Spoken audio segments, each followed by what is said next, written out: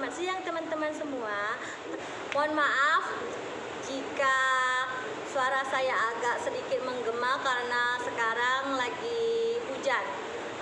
Perkenalkan, nama saya Sherwi Laudia, NIM 1833005, kelas IK 5A. Saya dari Uneka.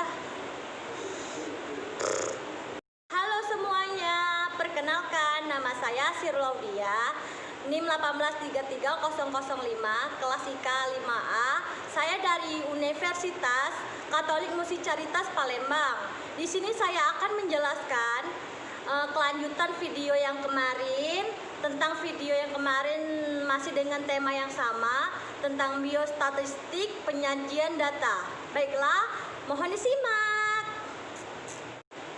Penyajian data itu sendiri itu ada 4, yaitu memberikan gambaran yang sistematis tentang hasil penelitian dari observasi. Yang kedua itu membuat data agar lebih menjadi mudah dipahami oleh semua orang atau orang lain. Yang ketiga itu memudahkan untuk menganalisa data.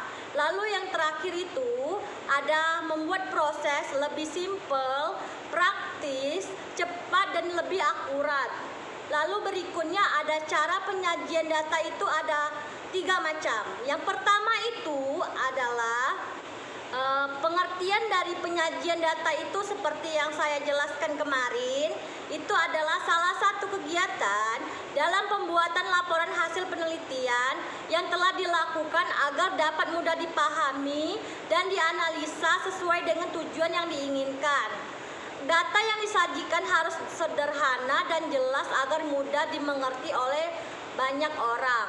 Lalu penyajian data ini juga dimaksudkan agar pengamat dapat dengan mudah memahami apa yang kita sajikan untuk selanjutnya dilakukan penelitian atau perbandingan dan lain sebagainya. Tujuan penyajian data ini sendiri adalah memberikan gambaran yang sistematis tentang peristiwa-peristiwa yang merupakan hasil penelitian atau observasi. Lalu yang kedua itu ada data lebih cepat ditangkap dan dimengerti. Yang ketiga memudahkan dalam membuat analisa data.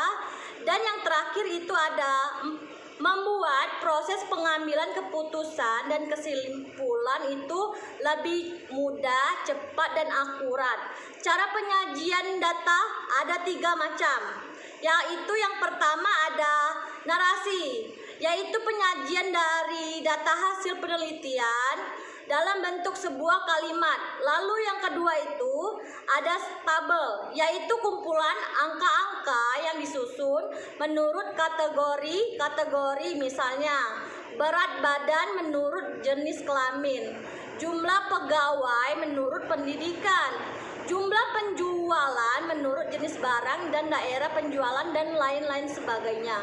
Lalu itu yang terakhir itu ada grafik atau diagram, yaitu gambar-gambar yang menunjukkan secara visual data berupa angka atau simbol-simbol yang biasanya dibuat berdasarkan data dari tabel yang telah dibuat.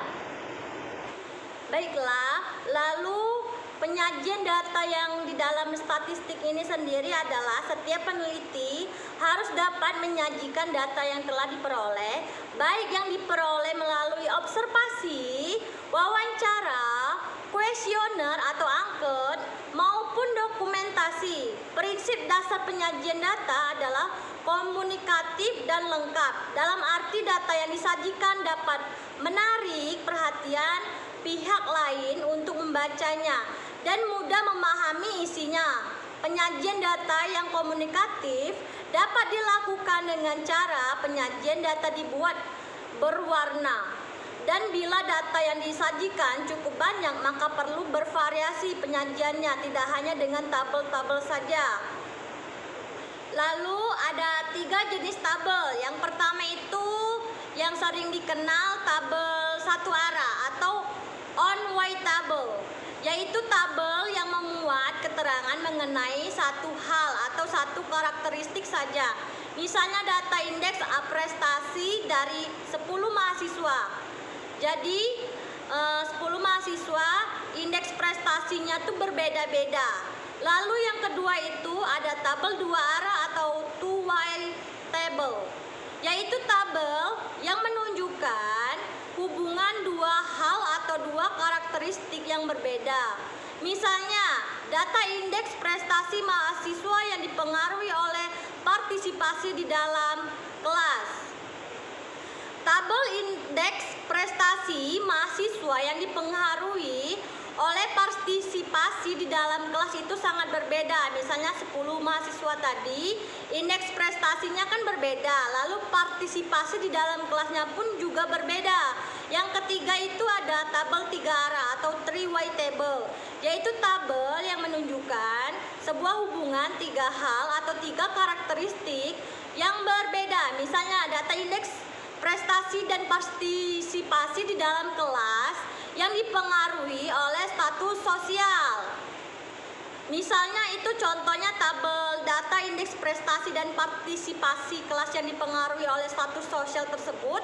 Kan misalnya tadi mahasiswa ada 10, terus indeks prestasinya kan berbeda, partisipasinya pun juga berbeda, lalu status sosialnya pun ada berbeda angkanya. Jadi sama seperti yang tadi, berbeda-beda setiap tabel-tabel yang ketiga tersebut. Ya, lalu ada grafik atau diagram. Grafik data disebut juga dengan diagram data. Adalah sebuah penyajian data dalam bentuk gambar-gambar.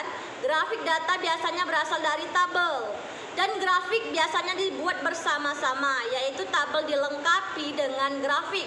Grafik data sebenarnya merupakan penyajian data secara visual dari data bersangkutan. Dengan grafik dapat memberikan informasi tentang yang lebih cepat yang dikandung dari sebuah kelompok data dalam bentuk yang ringkas. Diagram biasanya lebih menarik dibandingkan penyajian data dengan menggunakan tabel. Hal ini bisa dimungkinkan karena dengan diagram kita bisa ditambahkan manipulasi warna. Grafik data dibedakan dari beberapa jenis, yaitu ada grafik garis atau line chart, adalah sebuah grafik berupa garis dipengaruhi oleh beberapa ruas garis yang menghubungkan titik-titik pada bidang bilangan. Pada grafik garis digunakan dua garis yang saling berpotongan. Pada garis horizontal sumbu X ditempatkan bilangan-bilangan yang sifatnya tetap seperti tahun dan ukuran-ukuran. Pada garis tegak atau sumbu Y ditempatkan bilangan-bilangan yang sifatnya berubah-ubah. Contohnya itu ada tumbuh perkembangan volume jumlah kendaraan yang melintasi jalan A dalam kurun waktu pukul 00 atau sampai dengan 19.00. Kemudian itu ada grafik batangan atau bar chart, adalah sebuah grafik data yang berbentuk persegi panjang yang lebarnya sama dan dilengkapi dengan skala atau ukuran sesuai dengan data yang bersangkutan. Setiap batang tidak boleh saling menempel atau melekat, tidak boleh antara satu dengan lainnya, dan harus ada jarak. Setiap batang yang berdekatan harus sama. Ada berbagai bentuk, yaitu grafik batangan tunggal atau single bar chart, yaitu grafik yang terdiri dari satu batangan untuk menggambarkan perkembangannya. Grafik batangan berganda, multiple bar chart, yaitu grafik yang terdiri dari garis untuk menggambarkan beberapa hal atau kejadian sekaligus. Lalu yang terakhir itu ada grafik lingkaran atau pie chart, yaitu grafik yang menggambarkan perbandingan nilai-nilai dari suatu karakteristik. Untuk mengetahui perbandingan suatu data tersebut secara keseluruhan, suatu data lebih tepat disajikan dalam bentuk diagram. Grafik data berupa lingkaran yang telah dibagi menjadi juring-juring sesuai dengan data tersebut. Lalu bagian-bagian dari keseluruhan data tersebut dinyatakan dalam persen atau derajat. Ya. Lalu kemudian ada prinsip-prinsip penyajian data itu ada 3, yaitu yang pertama ada menarik perhatian. penelitian, yang kedua ada komunikatif, yang ketiga ada lengkap. Baiklah, lanjut, kita ada perbedaan kualitatif dan kuantitatif. Penelitian kualitatif adalah sebuah metode untuk mencari dan mengumpulkan data yang bersifat pemahaman dan tidak dapat diukur dengan sebuah angka. Biasanya digunakan untuk memperoleh pendapat, alasan, dan motivasi masyarakat terhadap sebuah kegiatan, produk, atau persoalan masalah. Kemudian dari data ini nantinya diambil sebuah kesimpulan berupa teori atau hipotesis. Lalu ada penelitian kuantitatif, adalah sebuah metode untuk mencari dan mengumpulkan data yang bisa diukur dengan angka atau persentase. Biasanya data yang diperoleh akan diolah lebih lanjut dengan menggunakan model, teori, dan rumus matematika, sehingga dari data tersebut dapat diambil sebuah kesimpulan. Distribusi frekuensi itu sendiri adalah sebuah data yang diperoleh dari suatu penelitian yang masih berupa data secara acak yang dapat diubah menjadi data yang berkelompok, yaitu data yang telah disusun ke dalam kelas-kelas tertentu. Daftar yang memuat data berkelompok disebut dengan distribusi frekuensi atau tabel frekuensi.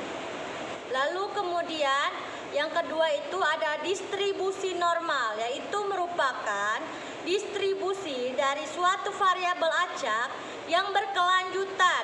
Biasanya juga di distribusi normal ini sering dinamakan sebagai pengertian distribusi Gauss. Distribusi ini merupakan distribusi yang paling penting dan paling banyak digunakan di bidang statistika. Baiklah teman-teman, itulah tadi kelanjutan tentang penyajian data. Jika ada yang salah atau kurang secara rinci atau secara jelas, saya mohon maaf dan sampai jumpa lagi. Terima kasih banyak dan jangan lupa like, komen, dan subscribe ya. Oke, dadah.